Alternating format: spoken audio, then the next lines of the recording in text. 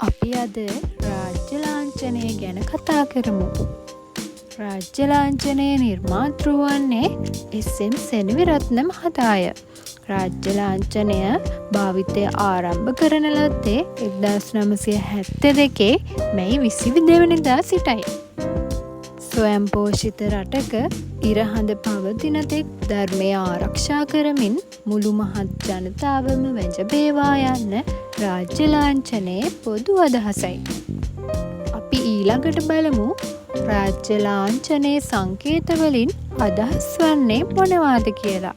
ධර්ම චක්‍රය, ධාර්මික බව, අටලෝ දහමින් නොසැලෙන බව, නෙළුම් පෙති, පාරිශුද්ධ බව, වී කරල්, ස්වයංපෝෂිත බව හා සශ්‍රීකත්වය, රතු පසුබිම, සිංහල ජාතිය, කඩුව රැගත් සිංහයා, සදාතනික පැවැත්ම හා මූර්තිමත් බව, ඉරහඳ, රට හා විනයගරුක ජනතාව, පුන් කලස, සෞභාග්‍ය සහ පරිපූර්ණත්වය.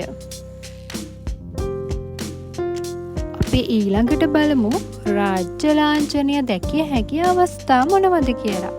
පාසල් පෙළ පොත්, විදේශ ගමන් බලපත්‍රයේ, රජයට අයත් වාහනවල, උපැන්න සහතිකවල, ජාතික හැඳුනුම්පත්වල, රජයේ ආයතනවල, වාහන අංක තහඩුවල, ඒ වගේම රජයෙන් ලබා දෙන ත්‍රිපෝෂවලත් මේ රාජ්‍ය ලාංඡනය දැක ගන්න පුළුවන්.